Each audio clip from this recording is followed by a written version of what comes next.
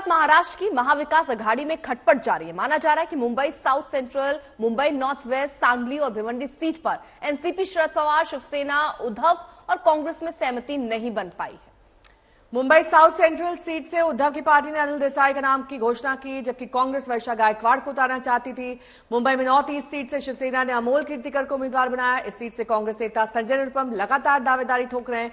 वहीं सांगली सीट से चंद्रहार पाटिल का नाम उद्धव की पार्टी ने घोषित किया है। कांग्रेस का दावा इस सीट पर भी था, जो विशाल पाटिल को उम्मीदवार बनाना चाहती है।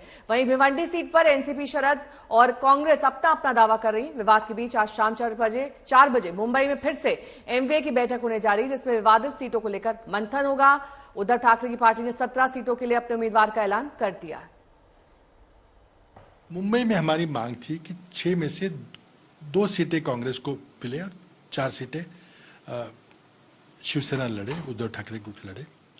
लेकिन साथ ही में अगर 2 सीटें सिर्फ नंबर बढ़ाने के लिए भी नहीं चाहिए, जहां हमारी ताकत है, जहां हमारे पास अच्छे उम्मीदवार है, वो अगर सीटें मिले, जिसकी चर्चा हम कर रहे हैं, तो अच्छा होगा।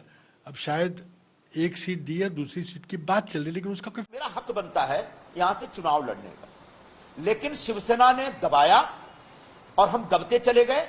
और आखिरकार आज दृश्य यह है कि हम पूरी तरह से उस शिवसेना के सामने सरेंडर हो गए हैं, जिसकी अपनी कोई अब वक़्त नहीं रह गई है।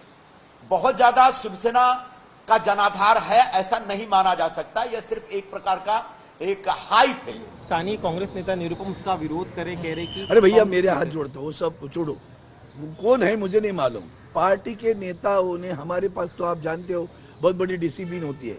आदरणीय उद्धव साहब ने एक बार घोषित कर दिया, खत्म बात। जिस संजय निरुपम को शिवसेना प्रमुख बाला साहब ठाकरे ने 2 बार राज्यसभा का सदस्य बनाया, जो संजय निरुपम वर्षों तक शिवसेना का उपनेता था, जो संजय निरुपम वर्षों तक शिवसेना का संपर्क प्रमुख था विदर्भ का, जो संजय निरुपम 12 वर्षों तक दोपहर का सामना का संपादक था। अगर दोपहर का सामने यानी शिवसेना का हिंदी माउथपीस, अगर उस संजय निरुपम को कोई नहीं जानता, मतलब वो व्यक्ति निश्चित तौर पर एकदम बुढ़ा हो गया, उसको मेमोरी लॉस हो गया है। और ऐसे मेमोरी लॉस करने वाले व्यक्ति के ऊपर मैं अब आगे कुछ ना बोलूं तो बड़ी मेहरबानी। ऋतिक भालेकर मेरे सहयोगी इस वक्त तमाम जानकारी के साथ जुड़ गए हैं। ऋतिक, जिस तरीके से संजय निरुपम बात कर रहे हैं, ऐसा लग रहा है बहुत ज्यादा चोट लगी है उन्हें, और उन्हें अगर कोई नहीं पहचानता है, नहीं जानता है, तो अपना इंट्रोडक्शन अगर उन्हें खुद ही देना पड़ रहा है, तो इससे ज्यादा बुरी अब तो वक्त हो नहीं सकता उनके लिए।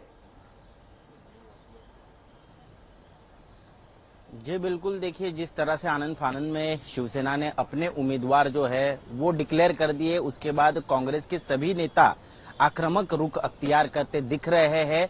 इतना ही नहीं बल्कि कुछ नेता तो दिल्ली भी जाकर पहुंचे और आला नेताओं से मुलाकात कर वो कह रहे हैं कि आखिरकार उद्धव ठाकरे ऐसा कैसे कर सकते हैं। वो मांग कर रहे हैं और नसीहत भी दे रहे उद्धव ठाकरे को कि वो फेर विचार करे और जो सीटें उन्होंने घोषित की है उस पर वो अपनी उम्मीदवारों को वापस ले और कांग्रेस को वहां से लड़ने दे, या तो फिर वहां पर फ्रेंडली फाइट होगी। कांग्रेस भी अपने उम्मीदवार उतारने की तैयारी में दिख रहा है।